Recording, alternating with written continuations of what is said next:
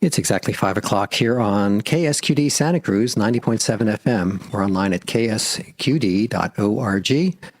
Stay tuned for Be Bold America, and you can hear Jeff and Len with Music Without Borders every Sunday from 3 to 5 here on K-Squid. The views and opinions expressed in this program do not necessarily represent those of Natural Bridges Media or KSQD's staff, volunteers, or underwriters.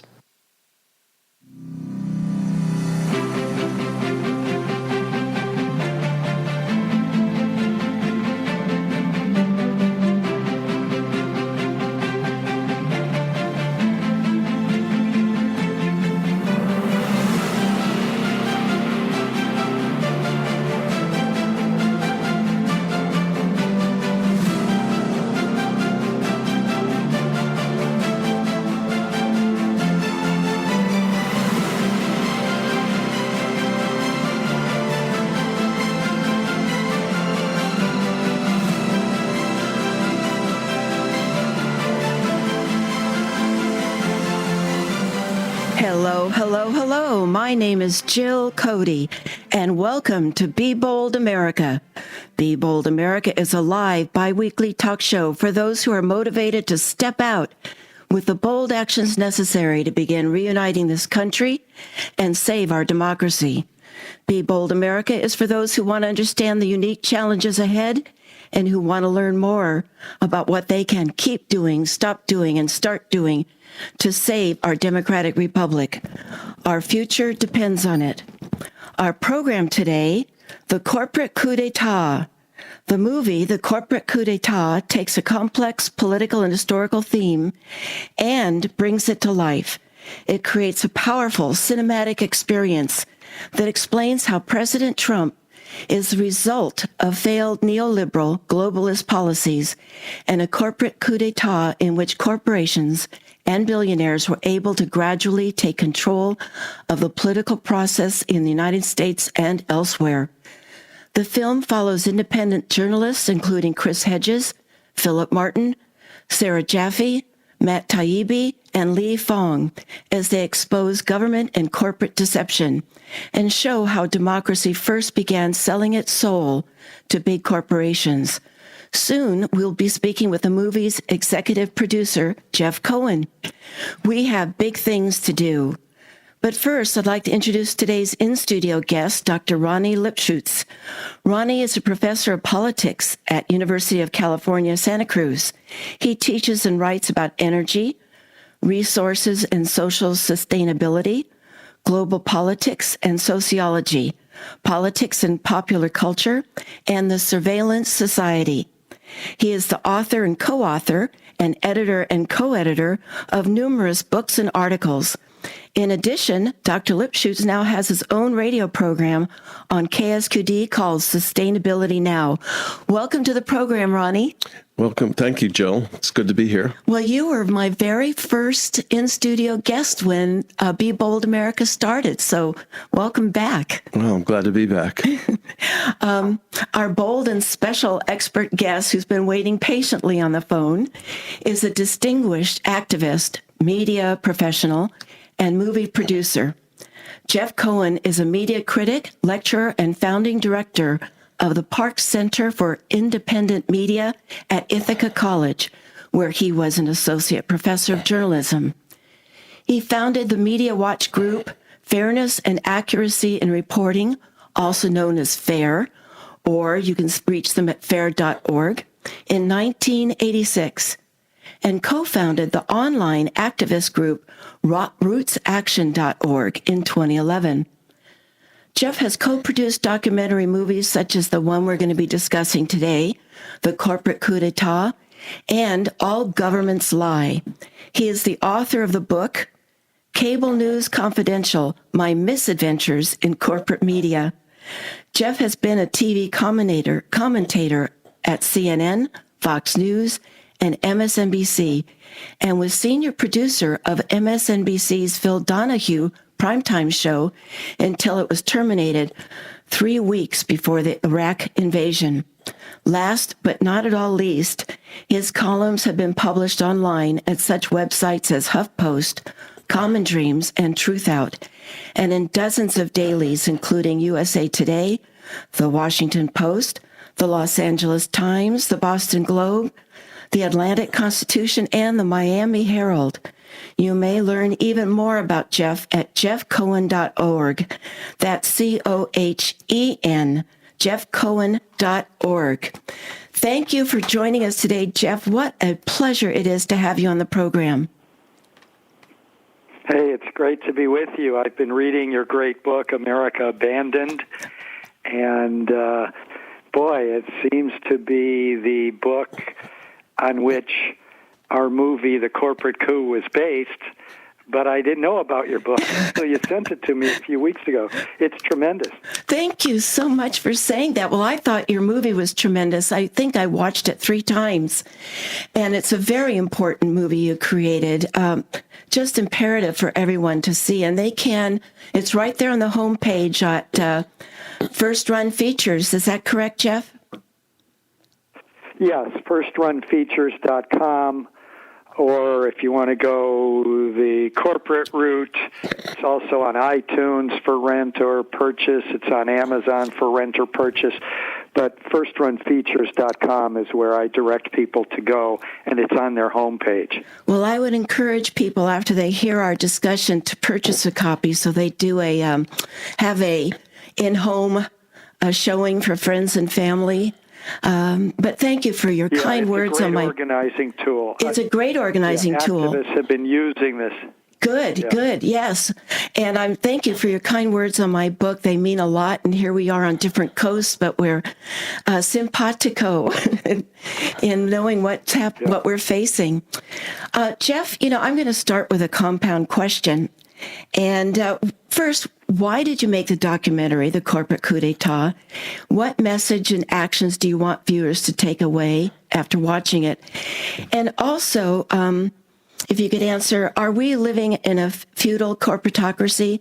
The reason I ask you is to include this is that after the Citizens United Supreme Court decision 10 years ago now, I saw Tom Hartman at an event, and I asked him if he thought we still lived in a democratic republic.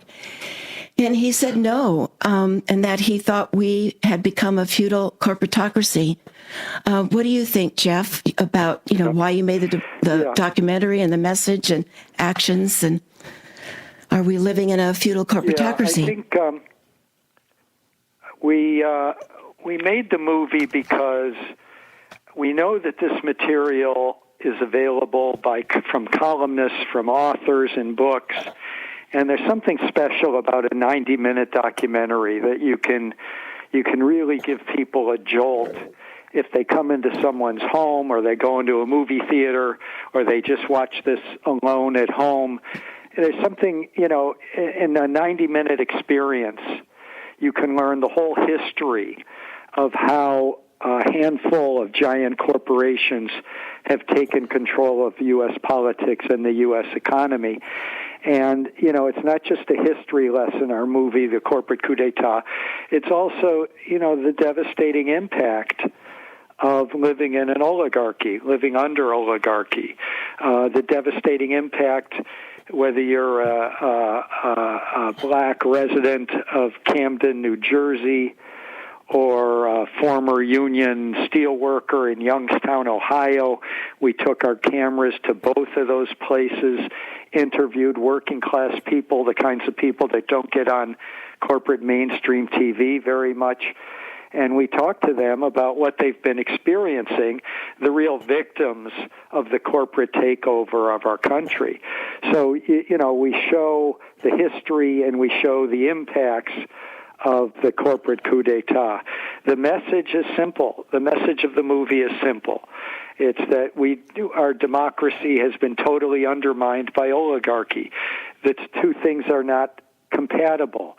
You can't have rule by the people when there's 600 billionaires who fund the politicians, own the media, fund the think tanks. It's incompatible to have rule by the people when there's this tiny ruling elite that's gaining more wealth, more power, more opinion-shaping power. The actions that this movie is inspiring, I mean, everywhere I've gone with this movie, and I've taken it to both coasts and in between, the people want it. When they see the movie, it immediately leads to an organizing meeting. All right, who's going where? Who's going to be at the next? Who's organizing for Bernie Sanders? Who's? I'm in the Warren camp. We want to tax wealthy people to provide programs for the middle class and the working class. Come to a Warren meeting. Come to a Democratic Socialists of America meeting. I mean, the movie has really spurred a lot of activism. It brings people together in one room. We've been sponsored. It's great to be on a community radio station because as I went throughout the state of Oregon, I was often sponsored by community radio stations. And obviously, you can tell when you're in a place that has a Pacifica-affiliated community radio station because people's consciousness is just at a higher level. In answer to your question, how would I describe the system that we live under? Mm-hmm. Well, you could call it the corporate coup system. You could call it the corporatist system. You could call it the corporatocracy. But it's a process that your book talks about and our movie documents, the process of 40 years of neoliberal predatory capitalism, where the wealth and income and power have gone to a tiny elite. It's not just the 1%, it's the 1/10 of the 1%. And what they have captured is 99% of the Republican Party and half of the Democratic Party. So, no, I wouldn't say we live in a democracy. There are dozens of societies that are more advanced democratically than ours, which is sort of sad because we were the original modern democracy.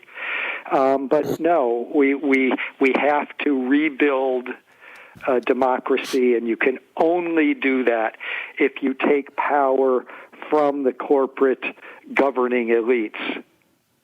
Can you just take a couple minutes, Jeff, and just explain a little bit about the Powell Manifesto? Because I think that was really a launch point in our modern... Go ahead. Yes, it's in our movie. It's in your book. The Powell Memo was written by Lewis Powell, who was then an attorney for the U.S. Chamber of Commerce. It was written in the early 70s. And Powell basically urged corporations that have, remember, through the 1940s, 50s, and 60s, and 70s, early 70s, corporations, by and large, accommodated themselves to having unions in many places. I grew up in Detroit, Michigan. We had a powerful United Auto Workers union. And so, you had this period from the 30s, late 30s to the 70s because of activism, because of the union movement, because of socialist movements. You had a flowering of democracy and a flowering of the middle class. And that scared the hell out of Lewis Powell, this attorney for the Chamber of Commerce. So he wrote this memo. I think it came out in 71, and the memo basically was saying that corporations have to fight back. There's too much democracy. It was a direct reaction to the growth of the New Left in the late 60s, the growth of movements for peace, for justice, for the environment, for women, for gays. It was a reaction that there's just too much activism, too much progressivism, and it was a call to action that corporations can't just sit there and pocket their profits. They have to take some money and invest it in political change, political dominance, media dominance, creating think tanks. It was sort of across the board. Here's how corporations have to take their money, spend it to make sure that corporate power does not diminish. And that was the Powell memo. I'd say it really took off in the late 70s, and then when Reagan was elected in 1980. And and then Nixon had appointed him to the U.S. Supreme Court. And that leads to a whole other group of decisions. That. Yeah. I should have. I should have mentioned that. The Powell memo was written when he was just a corporate lawyer.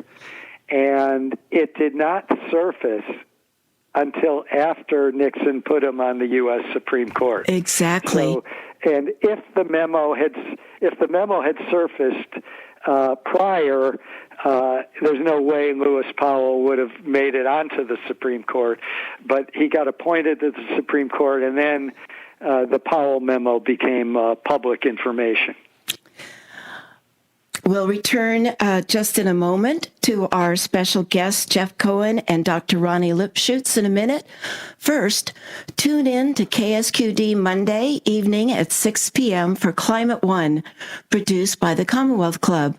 Climate One is a forum for candid discussion among climate scientists, policymakers, activists, and concerned citizens with a focus on energy, the economy, and the environment. Climate One airs evenings at 6 p.m. right after Talk of the Bay here on KSQD 90.7 FM and ksqd.org. You're listening to Be Bold America, KSQD 90.7 FM, many voices, one station. And you're listening to the executive producer of the movie The Corporate Coup d'etat, Jeff Cohen, where you can find the movie at First Run Features. And also our in-studio guest, who I haven't allowed talk yet, is Dr. Ronnie Lipschutz, UCSC politics professor and host of Sustainability Now on KSQD. I'm your host, Jill Cody. Ronnie, do you have a question for our guest, Jeff? Well, I know about the Powell memorandum and the argument about its outsized influence, but of course, in many ways, it was merely a document, and it needed somehow to be implemented. And I think the interesting question is, how did this happen? Okay, I mean, we say the corporations basically moved to take power, but is this about politics and political economy? And I think it's interesting to sort of contemplate what were the circumstances that made this possible. I mean, I have theories, but I want to ask you. Well, I think you're right. The Powell memo was merely a memo, pieces of paper. But what immediately started happening was some of the groups and institutions that Powell had called for started being funded and launched. I'm thinking of the Heritage Foundation. I'm thinking of the American Legislative Exchange Council.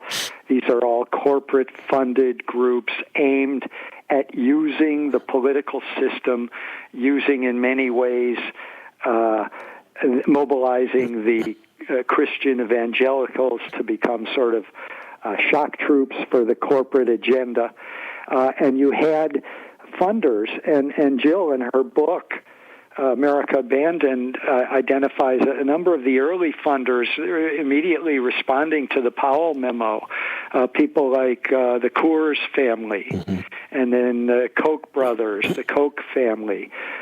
These were hugely wealthy families that decided, up in the 50s and 60s and 70s, when the middle class was growing, and unions represented 1 out of every 3 American worker.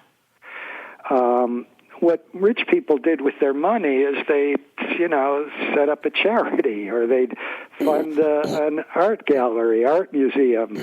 And I think what really changed in the 70s and 80s was this movement among a few dozen wealthy corporate types to try to create this corporate political movement using front groups, using language like the middle class and let's streamline government, using all sorts of coded language basically to try to figure out how to acquire more wealth and power for wealthy individuals in the corporate elite.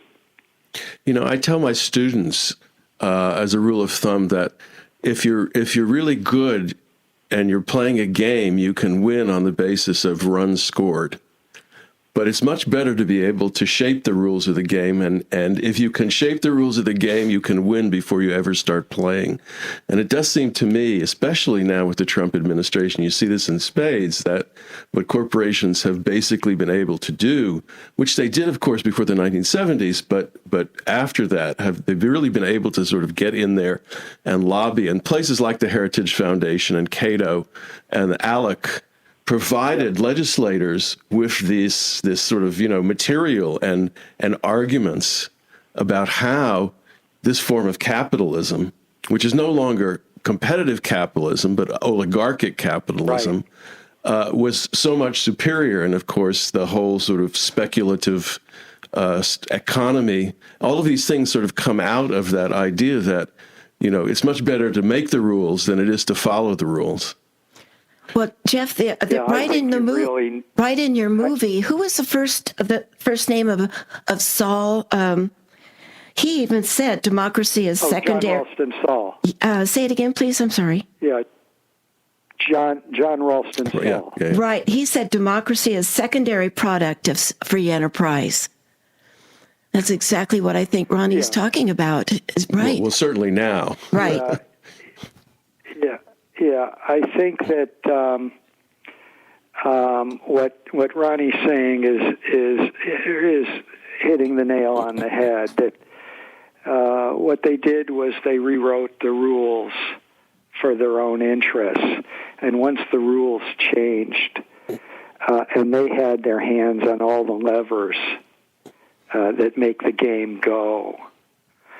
We really started shrinking the democracy. They didn't just set up those corporate lobbying groups that would write the legislation and then get it sent state by state to the state legislatures and state capitals. They also made a lot of inroads into the media. They set up think tanks that were quoted so overwhelmingly more than the non-corporate think tanks. The Media Watch group that I started, FAIR, which produces the weekly radio show Counterspin, they've documented year after year that in Washington there are think tanks that are corporate funded, and then there are think tanks that are not. There are think tanks on the left and in the center and on the right.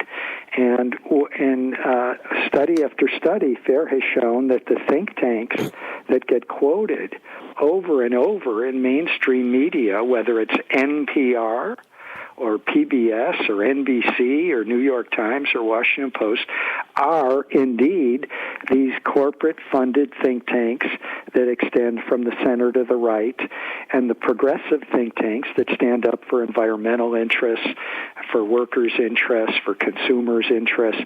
Those think tanks, even though they're producing, in most cases, more accurate scholarship, those think tanks just aren't quoted.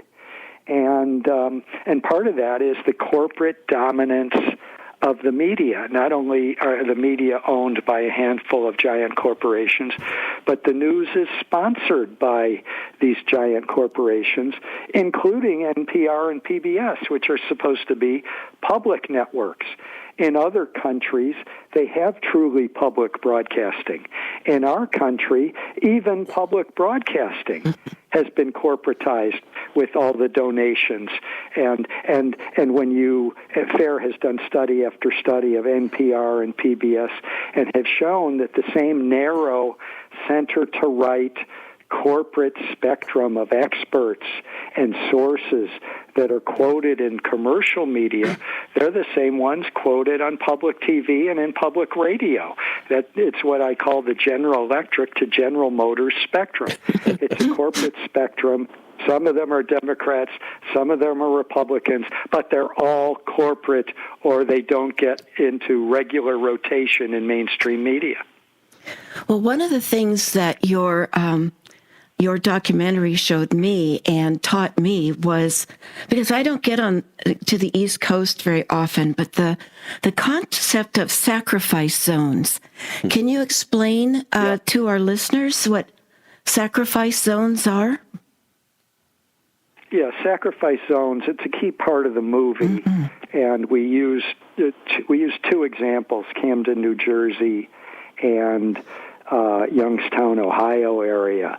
A sacrifice zone is a place that corporations have used. They've benefited from subsidies from the taxpayer, from taxpayers providing them police security, taxpayers building the roads that went to their factory gates. So it's these zones where corporations took out the resources, took the labor power, and then the minute they could find a cheaper way of maximizing, a cheaper way of using labor and a better way of maximizing profit, they just split and left those zones as zones of despair, zones of prostitution, zones of opioid addiction. So we focused, the original sacrifice zones, of course, were inner cities inhabited largely by African Americans and Latinos. And then in the 70s and 80s, sacrifice zones started going to what's now called the Rust Belt. And our movie sort of talks about the beginnings of the Rust Belt, when corporations in steel and auto started closing down and sending their factories to countries that had no unions, factories that were paying near starvation wages, and they just picked up and left. And they left behind despair. And what we showed in the movie, it's one of the, I think when reviewers have talked about the movie and audiences have talked about the movie, what really, I think, registers with viewers of the corporate coup d'etat is the despair and anger that the 40 years of corporate pillage has left behind. That in African-American areas like Camden, New Jersey, there's just complete despair. In cities like Milwaukee, Detroit, where I grew up, the voter turnout in 2016 among African-Americans took, in many cities, a precipitous fall. There was this feeling of despair. I mean, even an African-American president was in power for 8 years, and the disparities between the rich and the rest of us kept growing. Mm-hmm. And so in black communities, there was real despair. It led to lack of voter turnout. And in more white working-class communities, and we interviewed a lot of former union auto workers union steel workers in Ohio that had been lifelong Democrats, that out of their anger with what had gone on over the decades and the destruction of their communities by corporate greed, a number of these lifelong Democrats who voted for Obama, voted for Bernie in the primary over Hillary, they then voted for Trump. And we interviewed a number of these workers, and it comes as a shock, but a lot of audiences have said one of the most important things in our movie is that we let people who voted for Trump talk and explain what they did. And for many of them, I think it was a vote of total despair and anger. Well, one of the scenes in the movie, too, was something Reagan said that I hadn't heard before, and that was the quote that we're going to turn the bull loose. And it had a whole nother meaning to me after I learned about sacrifice zones, that turning the bull loose was just, let's privatize everything. Let's go in and just suck out whatever we can from a community and then move on. Yeah, let's turn the greed loose. Let's turn the greed loose. We have these euphemisms. Yes. Yeah, it's all these euphemisms that we get from the media, like free market and competitive capitalism, and the more competition, the better for the consumer. We don't have competition. We have cooperation among corporations that they all get rich and not compete with each other. And so what you've had in this country is obviously corporations have held a lot of sway in our country from the time of slaves. Obviously it's not a new thing. But the new thing is that beginning in the late 70s, early 80s, it went into overdrive where there was an ideology, a collection of institutions working together to radically transform the political economy through deregulation so that corporations basically controlled the government. We don't have regulators controlling Wall Street. We have Wall Street controlling the regulators. You can say the same thing in agribusiness, in almost any industry. The regulators, these institutions that were set up during more progressive eras to help foment competition, to help prevent monopolization, to help the consumer, all these different, the Federal Trade Commission, the Federal Communications Commission, OSHA, the Environmental Protection Agency, all of these agencies that were set up to help the public interest against greedy corporate interests have been captured by the greedy corporate interests. And I think we show that well in this movie. If you're just joining us, you're listening to Be Bold America on KSQD 90.7 FM. I'm your host, Jill Cody. KSQD thanks attorney Ned Hearn for supporting this program. Ned Hearn specializes in intellectual property and business law with a focus on entertainment, internet, and computer software business and their convergence, intersecting content, media, and technology in the digital environment. More info at www.internetmedialaw.com. Thank you, Ned Hearn, for supporting KSQD 90.7 FM. Try to see it my way. What to Be features college students interviewing creative, surprising, passionate people about their careers. If you have ever wondered what to be, please join us Sundays, 7 p.m., K-Squid, 90.7 FM. Say goodnight. We can work it out. We can work it out. Now, back to our impressive guests, Jeff Cohen and Ronnie Lipschutz. Jeff co-founded the online activist group Roots Action, and you may sign up for action alerts, as I did, at rootsaction.org. Jeff also founded Fairness and Accuracy in Reporting, which, by the way, is needed now more than ever before. You may sign up for their media news analysis at fair.org. Dr. Ronnie Lipschutz is our in-studio guest and is our politics professor at UCSC. And you may hear his radio show, Sustainability Now, Sundays at 5 p.m., alternating with Be Bold America.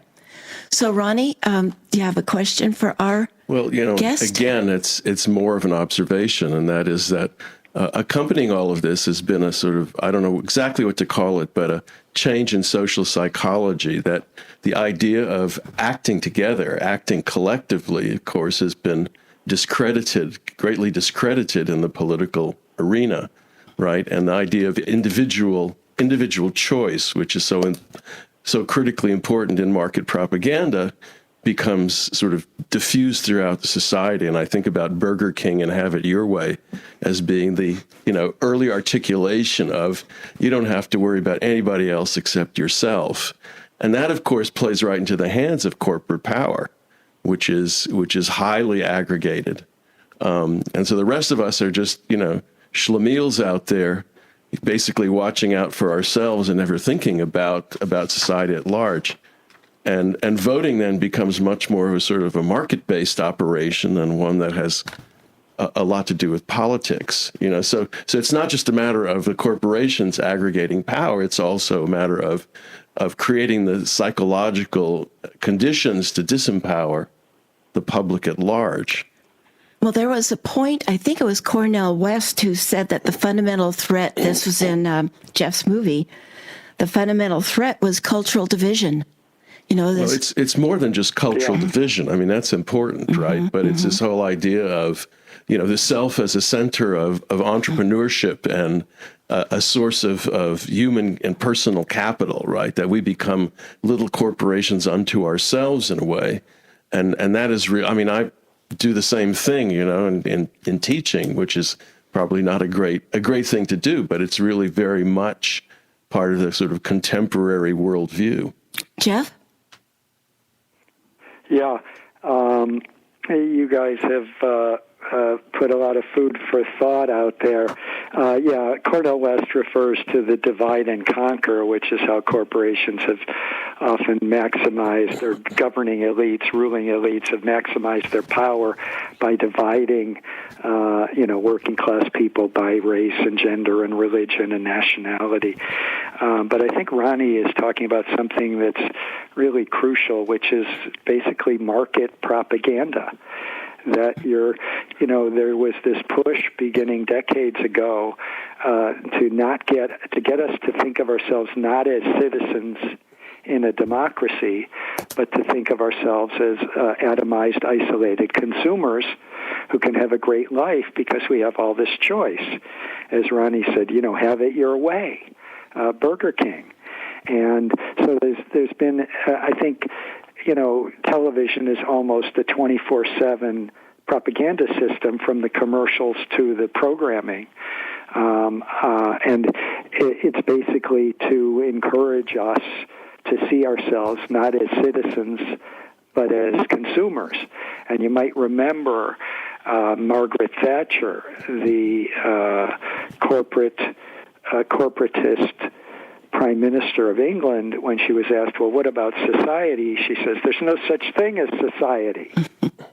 And there's been an effort from the propaganda system to get us to think of ourselves as individuals who buy things, and you win the game if you can accumulate enough money so you can buy a lot of things.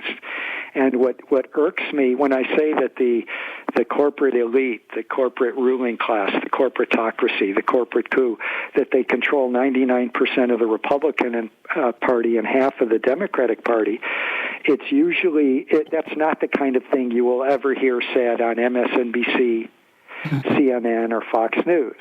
I mean, you got Fox News supports one party, and CNN and MSNBC supports the corporate wing of the Democratic Party, and they have a lot of contempt for the progressive wing of the Democratic Party. So when I hear Ronnie talk about, have it your way, and how we get this market propaganda about all the choices we have in society between Burger King and McDonald's, or Coke and Pepsi, and, so you've had this debate within the Democratic Party where the progressive wing of the party is saying, why can't we have universal health care, Medicare for all, where everyone has health coverage, and health coverage at a higher level than they have now under private plans, and you have sort of the corporate candidates in the Democratic Party and the questioners at the debates. You have the Democratic National Committee, CNN and MSNBC and NBC and PBS to run the debates, which to me is ridiculous, because those are not progressive institutions. Those are corporate institutions, and they ask question after question, saying, how come you want to get rid of, you want to kick 140 million people off of the private health care that they love, the private health insurance that they really like? And, the obvious answer, and Bernie Sanders has made this point, but he's always outnumbered, is, well, I don't think any consumer out there who who under Medicare for All will be getting more complete health coverage for less money is going to say, no, I want Aetna. I want Cigna. I want my United Healthcare plan. It's utterly absurd, but the propaganda system has been working overtime in the last few months, and they're spending millions and millions of dollars. and they have candidates like Biden and Buttigieg basically using health insurance company talking points to try to prevent our developed country from moving to where all other developed countries are and have universal health care. We don't have it, and the other propaganda. You talk about market propaganda at these debates, these Democratic Party debates run by corporate news outlets. The other thing you've had questioners say over and over is, well, a lot of the unions, they're afraid of Medicare for all because they've negotiated such good health care plans through years of negotiation. And obviously the answer is, yeah, they've given up wages. Everyone knows this. I grew up in Detroit. The United Auto Workers have continuously given up and compromised and surrendered and sacrificed on wages and on working conditions because they're trying to hold on to their darn health care. Whereas the Canadian auto workers they're much more militant. They actually split away from the United Auto Workers because in Canada, everyone's on Medicare for all. So you're not held to a job. You're not fearful that if I leave this job, I'll lose my health care, because health care is something you're born with. And so when I've heard at these debates all these objections to having universal health care and why we need a corporate system, the arguments are utterly absurd, and half of the candidates put forward those absurd arguments, and they get patted on the heads by the moderators of these debates. And then in the middle of these debates, they'll cut to an advertisement, and it will be propaganda from the health insurance companies. Yeah, one of the things to observe is the consolidation of the whole healthcare industry over the last 15 or 20 years, big corporations buying each other up in order, according to them, to offer greater efficiencies. It's sort of the same as in the cell phone industry, right? That you get bigger and bigger corporations all arguing contra-free market competition that oligarchy and monopoly is somehow going to be more efficient and offer greater economies. And of course, this is just complete nonsense. But at the same time, we're supposed to forget. I have great health insurance through the University of California, but I'll tell you, whenever I have to deal with these people, not with the doctors, but with these health insurance people, I wish to God, they would just go away.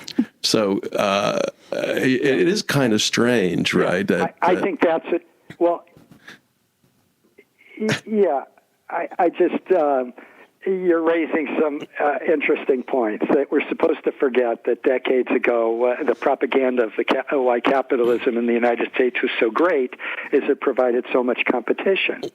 And then for the last few decades, they've been arguing just the opposite, and we're supposed to not notice that. Yes. Now they're arguing what you just argued, which is let a few corporations take over every industry, and they have. They've taken over the media industry. Yeah. They've taken over the pharmaceutical industry. They've taken over the health insurance industry. And by the way, health insurance companies, as you say, I was at Ithaca College. I had a decent plan, but Medicare for all would give me even more because I didn't have eyeglass coverage. There were a bunch of coverages I didn't have that would be in the Bernie Sanders plan, and I'd be spending less money. And society would be spending less money. But think about it. In 2018, even in one quarter, the big 8 health insurance companies in one quarter made $7 billion in profit. And so think about all those billions of dollars that went to them instead of going to health or medicine or curing. It all went to these corporations, and we keep hearing from the corporate media, especially the corporate liberal media like CNN and MSNBC, that we can't do without these corporations. By the way, in 2018, the median income for a health corporation CEO was about $16 million for the year. Oh, my. Well, this it's reminding me also of George Lakoff's talking about the words we use. Again, Medicare for all sounds like such a policy, but if we could call it lifetime care, or talk to people about those who are making profit over your pain, profit over your suffering, profit over the death of a family member. They're all, profit over your surgery. That I also wonder if we're, as progressives or as a Democratic Party, not really messaging. We need to learn from these corporations how well they image and brand, and I don't know that we've learned that lesson ourselves. Thoughts, Yeah, Jeff? I don't think there's. I mean, polls show that in spite of the millions of dollars of propaganda about why our country somehow is not wealthy enough to provide Medicare for all, somehow they can do it in Canada, but somehow we can't. Can't. In spite of all of the propaganda, Medicare for all is still very popular. And among Democrats, it's extremely popular. And that's the role that these corporations and their lobbyists and their think tanks play, and the corporate media play, in getting Biden and Buttigieg to start putting out all the health insurance company propaganda talking points in their attacks on what used to be Democratic Party policy. In the 1970s, the Democratic Party platform was single payer, everyone's in a public health insurance plan, period. We'll be joining our guests in a moment. Join KSQD Sunday for State of Mind, hosted by Santa Cruz licensed psychotherapist Deborah Schloss. This month, Deborah welcomes Rita, who owns a psychiatric service dog, along with dog trainer and KSQD host Lori Katz. They discuss the remarkable and sometimes life-saving roles that specially trained psychiatric service dogs perform. These service dogs help people suffering with conditions like post-traumatic stress disorder, depression, and severe anxiety, and enable them to function in ordinary ways that others might take for granted. Join us for new understandings and seeds of possibility on State of Mind. Immediately following this program, Sunday evenings at 6 p.m. here on KSQD 90.7 FM and KSQD.org. You're listening to Be Bold America, many voices, one station.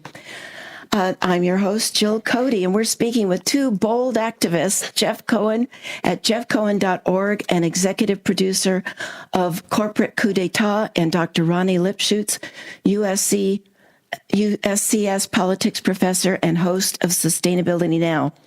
One thing, Jeff, that you brought up in the last segment, too, before we go into talking about what listeners can keep doing, stop doing, and start doing, what you talked about Fox News, and you were featured, largely featured, I thought, in Kathleen Taylor's documentary, The Brainwashing of My Dad, where her father became enraged and just unreachable after listening to Fox News and right-wing radio. And she called it brainwashing by stealth. And that put a really good phrase to something that I witnessed when I was on a treadmill recently, where at the exercise studio, there's the bank of TV. And obviously there's always one on Fox News. And the banner at the bottom said, fake news versus Fox News. And so, the obvious subtle message is that anything other than Fox News is fake. And I thought that was the stealth brainwashing at that moment. So, what are your opinions about Fox News and right-wing radio? Obviously, they're corporations too, and Fox News was never started to be a news organization, but that's another conversation. Right. But how do we? Yeah, I don't think it's another.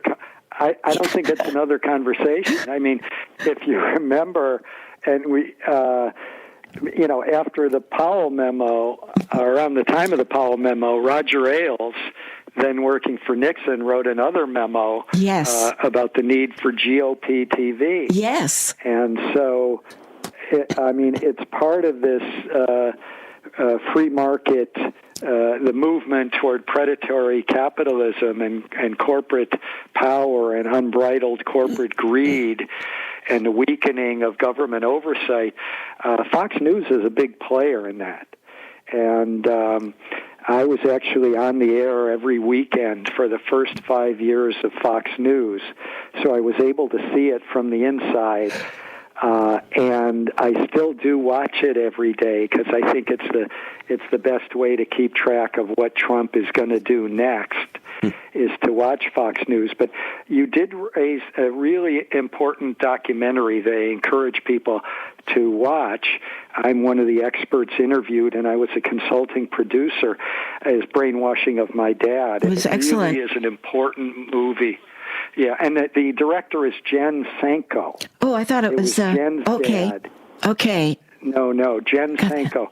And, Jen Sanko.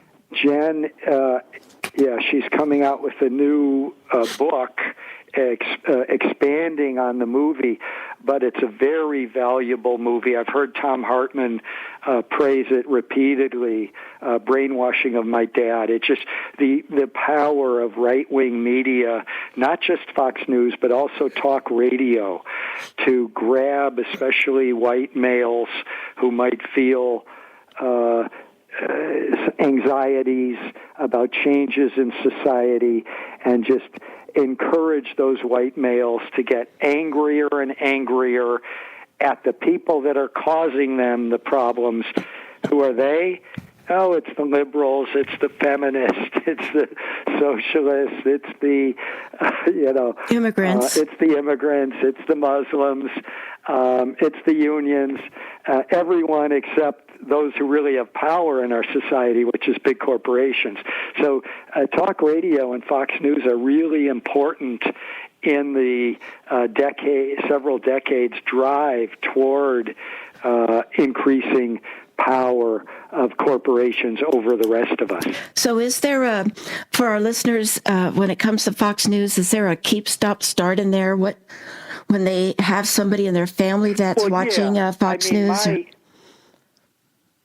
My keep, what people should keep doing is keep supporting independent media and stations like KSQD.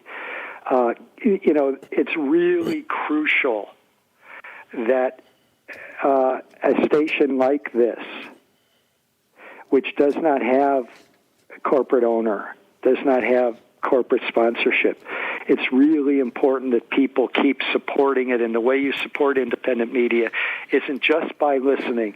It's by using email and social media to tell people who are not aware of it, because obviously KSQD does not have an advertising budget. Correct. So I encourage people keep supporting independent media outlets, non-corporate media outlets. Keep spreading the word about them, and keep donating.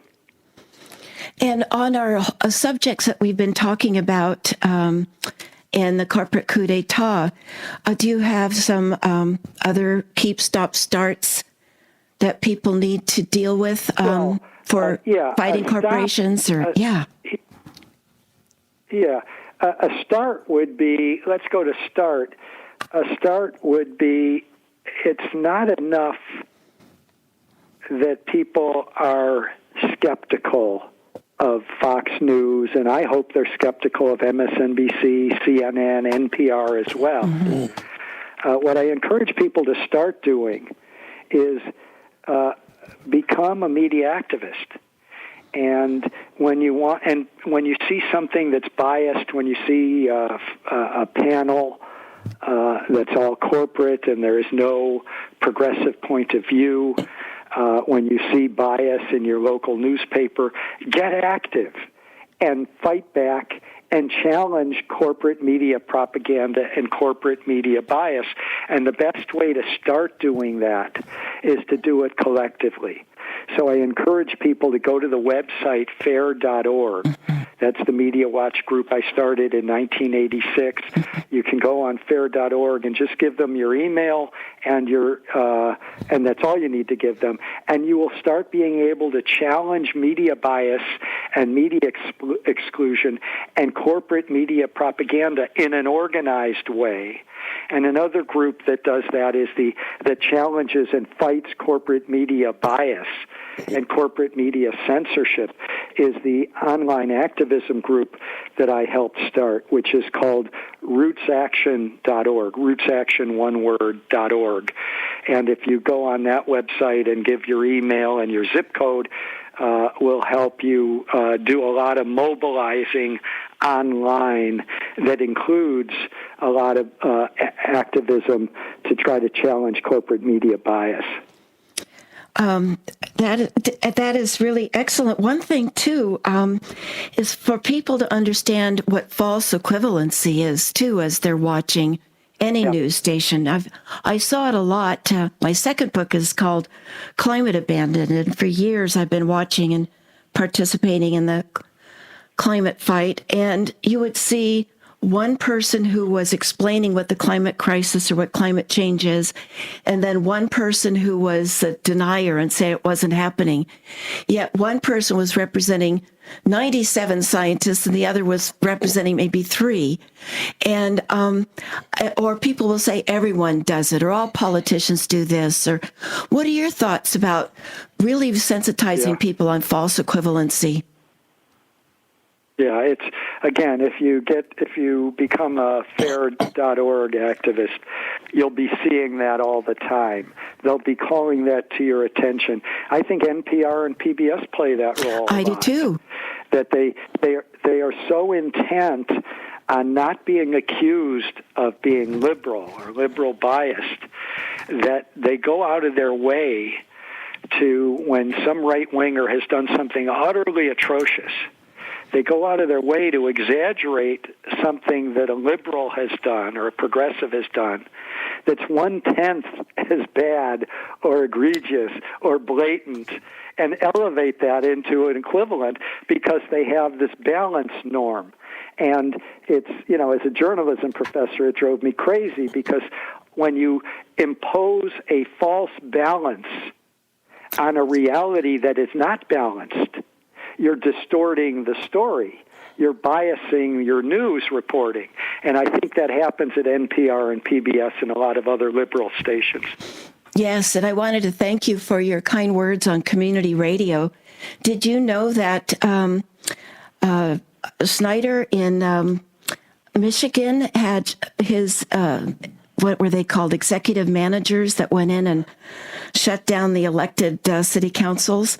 In Ann Arbor, that executive manager immediately shut down the community radio station because he knew that's how people would find out what they were doing. Well, there's no doubt. I mean, to me, it begins with the Powell memo, and it continues to this day. It's not enough that they have so much corporate money behind their false propaganda. They have to make sure that they can stop any avenues for independent journalism that might expose corporate greed and corporate power. And that's why, I mean, to me, the biggest freedom of the press issue facing us today is not that Donald Trump makes his outrageous, offensive statements against journalists every day. It's that he's working hand in glove with MSNBC's owner, Comcast, and CNN's owner, AT&T, to try to end net neutrality. They have indeed, at the Federal Communications Commission, Trump's FCC has ended an open internet, has ended net neutrality, and it's tied up in the courts. That's the only thing that is preventing these internet providers, and there's only a few of them. There's Comcast, there's AT&T, there's Verizon, and what's interesting is you have so many liberals who think, oh, I'm watching the anti-Trump channels, MSNBC and CNN, and I'm getting the full story. No. MSNBC's owner, Comcast, and CNN's owner, AT&T, have worked hand in glove to try to end an open internet which would allow AT&T and Comcast to take any of these websites that they dislike or do not pay them, or that they do not own, and push it into the slow lane, whether it's Democracy Now!, Counterspin, The Young Turks, you name it, Truth Out, Common Dreams, Truth Dig, Alternate. They could all be pushed into the slow lane. Well, it's something you won't hear on the Rachel Maddow show. Jeff, you I won't wish hear we... it on the Anderson Cooper show. I know. I wish we had so much more time, because that you are just hitting something that's very important to me as well. I want to give a big thank you to today's bold and impressive guest, Jeff Cohen. Find him at jeffcohen.org, executive producer of the Corporate Coup d'etat, to be found at First Run Features. And Ronnie Lipschutz, listen to his show, Sustainability Now, at 5 p.m. next Sunday. I also want to thank KSQD's program director, Howard Feldman, for being our engineer today. On January 19th, next on Be Bold America, we'll be Surviving Political Tribalism with Dr. Dan Stalder, professor of psychology at the University of Wisconsin, to discuss his article in The Atlantic. You're listening to KSQD Santa Cruz, many voices, one station. Stay tuned for State of Mind with Deborah Sloss. My name is Jill Cody, and thank you for listening to Be Bold America. Keep, stop, start. Welcome to State of Mind, Being Human and Living Well, broadcasting on KSQD Santa Cruz on 90.7 FM and live streaming over the web at ksqd.org. I'm your host, Deborah Sloss, licensed marriage and family therapist. On today's show, we'll be discussing psychiatric service animals, which are most commonly dogs for a person with a psychiatric impairment, something like post-traumatic stress disorder or severe anxiety. These dogs are individually trained in obedience, performing tasks, and working in distracting public environments to mitigate their handler's psychiatric disability. Unlike emotional support animals, their function is not just to provide support, but rather to perform tasks which enable their handler to function in ordinary ways that the non-disabled person might take for granted. We will also try to clarify some of the confusion between the roles and training that distinguish